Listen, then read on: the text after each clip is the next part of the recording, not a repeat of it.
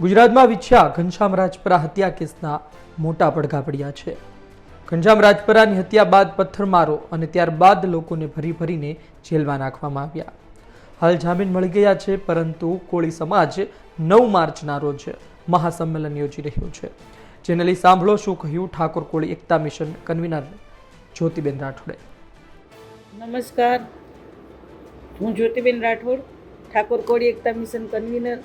આજ સમાજના હક અને અધિકારની લડાઈ લડવા માટે વિછ્યા એક મહાસંમેલનનું આયોજન કરવામાં આવ્યું છે અને એ એક સમાજના હક અને અધિકારની લડત છે અને એ લડત લડવા માટે આજ 35 થી 40% ધરાવતો જે સમાજ છે એની ઉપર જે અન્યાય થઈ રહ્યો છે, દમન થઈ રહ્યા છે, ખોટા કેસો થઈ રહ્યા છે, ખોટી રીતે જેલમાં નાખવામાં આવે છે અને એને કોઈ પણ પાછળથી સપોર્ટ પણ નથી કરતું। ખરેખર આજ અમારી સ્થિતિ એટલી બધી ખરાબ છે કે એના માટે અમારા આજ રોડ રસ્તા ઉપર આવી અમારા હક અને અધિકારની લડત લડવા માટે અમારે આજે મહાસંમેલનો કરવા પડે છે। જઈને લોકો પાસે અમારી જે આપવીતી છે સંભળાવી છે, છતાં પણ કોઈ અમારી આપવીતી સમજતું નથી। અમને કોઈ પણ રીતના અમને કોઈ ન્યાય મળતો નથી કે અમારા હક મળતા નથી। એટલા માટે આ સમાજ ઉપર જેટલા અન્યાય થઈ રહ્યા છે, જેટલા કેસો ખોટા થઈ રહ્યા છે એ પરત ખેંચી લે અને અમારા જે હક અને અધિકાર છે એમને પરત મળે, એના માટે આજે મહાસંમેલન અમે વિછ્યા ખાતે જઈ રહ્યા છીએ કરવા। તો એમાં ખરેખર આજ અમારા સમાજના લોકો છે બધા આવશે, સાથ અને સપોર્ટ આવશે અને અમારા હક અને અધિકારની જે લડત છે એ લડવા માટે અમે સક્ષમ છીએ અને ચોક્કસપણે લડશું અને અમે લડતમાં અમારી જીત થાય એવો અમારા બધાનો ખરેખર એક પ્રયાસ છે કે અમને અમારા હક અને અધિકાર મળે। આજે અમારી 40% વસ્તી ધરાવતા જે લોકો છે એ આટલી બધો ખરાબ રીતે એટલો બધો પરેશાન છે, એટલો બધી એની આપવીતી ખરાબ છે કે એની પાસે રોજગાર નથી, કોઈ ધંધા નથી। અત્યારે લોકો રોજની જે દાળીએ જાય છે એમાંથી એમનું પોતાનું ગુજરાન ચલાવે છે।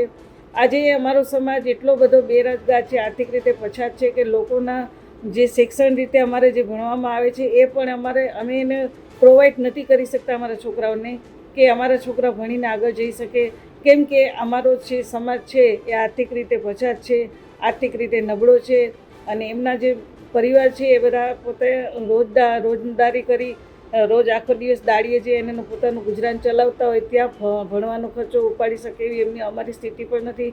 એટલે જ જે સમાજના અમારા હક અને અધિકાર છે એની લડત લડવા માટે અમારા જે મુદ્દાઓ લઈને આવ્યા છે એ મુદ્દાઓને સરકાર અમારા તરફથી એક્સેપ્ટ કરે, અમારો હક અને અધિકાર છે એમને મળે, એના માટે જ આવી છે મહાસંમેલન કરવા જઈ રહ્યા છીએ।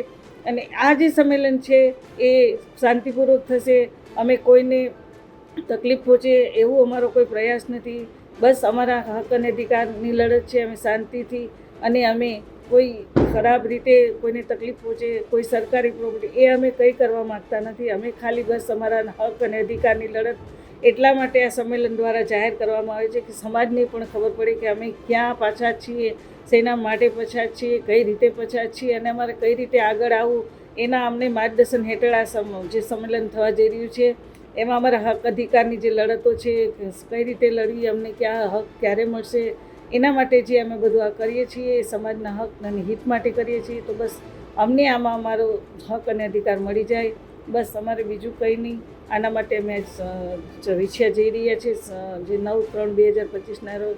તો તમે બધા પણ આવો અને અમને સાથ અને સપોર્ટ આવો, તમારા વગર અમે કંઈ પણ કરી શકીએ એમ નથી, એટલે અમને તમારી જરૂર છે તો તમે આવો। આ અમારી નહીં, આપણા બધાની લડત છે, હું નહીં પણ આપણે આ બધા એક સૂત્ર છે એ અપનાવવાનું છે અને આપણે બધા સાથે રહીને લડશું તો ચોક્કસપણે આપણે ન્યાય અને આપણા હક અધિકાર મળશે।